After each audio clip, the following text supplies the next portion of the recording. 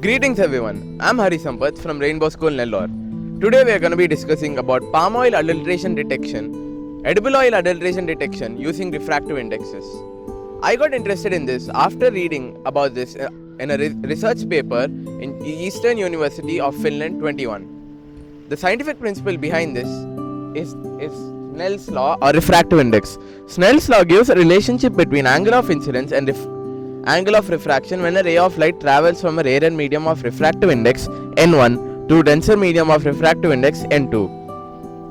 So, in the loosest terms and the easiest terms possible, Snell's law means speed of light in any given medium. Let's get started with the activity. We have 4 beakers here. One is the air, that is control. One is water of refractive index 1.33, and in this we immersed 4 glass rods, water of refractive index 1.333, glass rod if refractive index 1.516, cedar oil of refractive index 1.517. Here the null hypothesis is that the glass rod will be visible at its full length in all of the given media.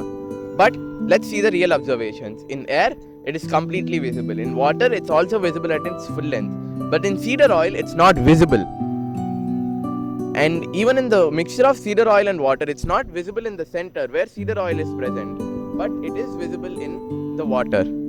This gives us the conclusion that water having different refractive index from glass rod bends, whereas cedar oil and glass rod having same refractive index, light exactly passes through it, showing no bending and making it invisible to the naked eye. This proves that refractive index actually depends on the liquids, and we can draw this conclusion.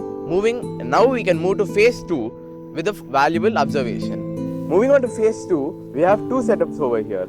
In the first setup we have sunflower oil and palm oil. First let's observe the refraction in both of these oils. This is sunflower oil and this is palm oil. Now we are going to be adulterating these oils by adding them to each other. Palm oil is available everywhere and cheaper, so adulterators mostly mix these 2 oils. I am going to be taking 40 ml of sunflower oil.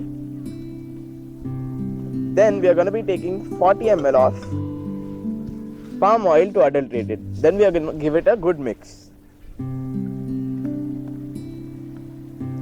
This is the adulterated oil. I'm gonna mix it and then add a glass rod to show you the refraction and how it changes. This is the adulterated oil. As we can see, the rod gets thicker and the angle of refraction is more.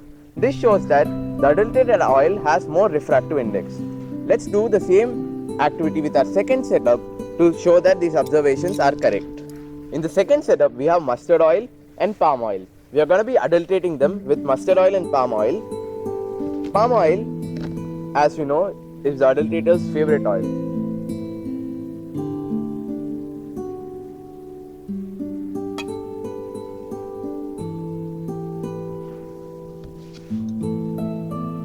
Now I am going to be adding mustard oil to this to adulterate this. Now we have an adulterate of mustard oil and palm oil. We are going to add it and see if we observe the same change in this oil too.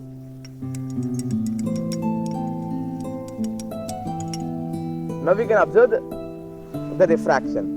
Compared to these 2 oils, this one seems to have more refractive index, making it thicker and the angle of refraction more. Hence, from these valuable interfaces or this valuable observations, we are going to be moving on to phase 3. Now that we confirm that refractive index and adulteration definitely have a strong link between them. In phase 3, I am going to be explaining how a refractometer, handheld refractometer works. This is its schematic diagram. In phase 3, we have the schematic diagram of a handheld refractometer here and a handheld refractometer. I am going to be explaining its principle and how to use it. So first we have an illuminated flap with matted surface, that, or we can call it the sun disk. Then we have the measuring prism. The prism has a high refractive index, and when we place the liquid in this, it calculates the time taken to pass through and tells us its refractive index.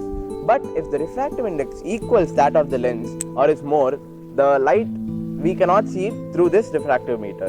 So each refractometer has its own reading. Now how to read a refractometer? We have a scale over here. In this scale, the boundary line between the blue gradient and white gradient shows its refraction. These are the components of a handheld refractometer. Let's see how it works. In this refractometer, first we are gonna clean it with the cloth. This is a compulsory step and we have to do it every time. Then only the refractometer works. Then we are gonna take a few drops of water and drop it on the handheld refractometer. Then we are gonna be covering it up. Now the important step is that we have to see that on the blue surface there are no gaps so that we can see the readings correctly. Now we have to place it in.